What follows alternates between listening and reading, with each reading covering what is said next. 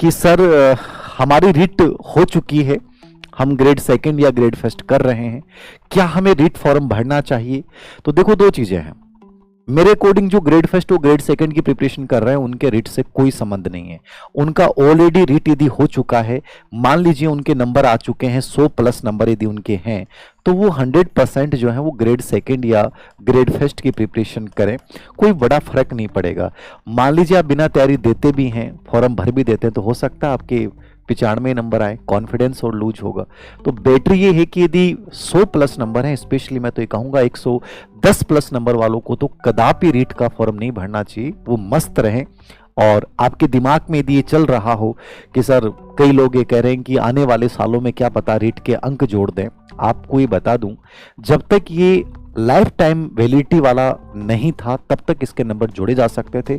अब मुझे नहीं लगता कि किसी भी रूप में ऐसा कुछ होगा कि इन फ्यूचर रीट के नंबर जो हैं वो आपकी सिलेक्शन में जोड़े जाएंगे, जैसे सीटेट के नहीं जोड़े जाते, क्योंकि वो लाइफ टाइम वैधता जिसकी हो जाती है उसको लेकर फिर उसके नंबर अंक कभी भी जोड़े नहीं जाते हैं। तो इस चीज से लेकर आप तनाव नहीं लें। यदि आपके 100 प्लस 110 120 125 नंबर हैं तो आपको कहीं फॉर्म नहीं भरना चाहिए।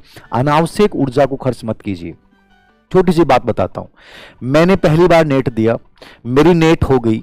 कई बार मेरे को बच्चे कहते हैं कि सर मेरी 5 बार नेट हो गई, मेरी 7 बार नेट होगी, क्या बढ़ता है उससे?